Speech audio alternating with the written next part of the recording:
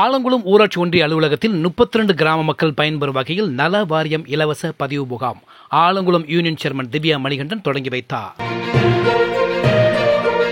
தென்காசி மாவட்டம் ஆலங்குளம் ஊராட்சி ஒன்றியத்தில் குருவன்கோட்டை, நல்லூர், குறிப்பன்குளம், சிவலார்குளம், குத்தப்பாஞ்சான், புதுப்பட்டி, மருதமுத்தூர், உடையாம்புலி, நெட்டூர், கிடாரக்குளம், வீராணம் உள்ளிட்ட 32 கிராம ஊராட்சிகள் உள்ளன.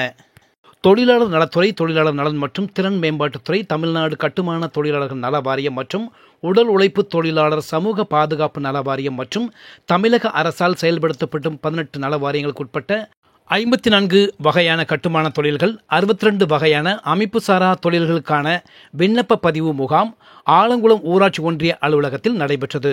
ஆலங்குளம் யூனியன் சேர்மன் திவ்யா மணிகண்டன் தலைமை தாங்கி இந்த முகாமை தொடங்கி வைத்தார்.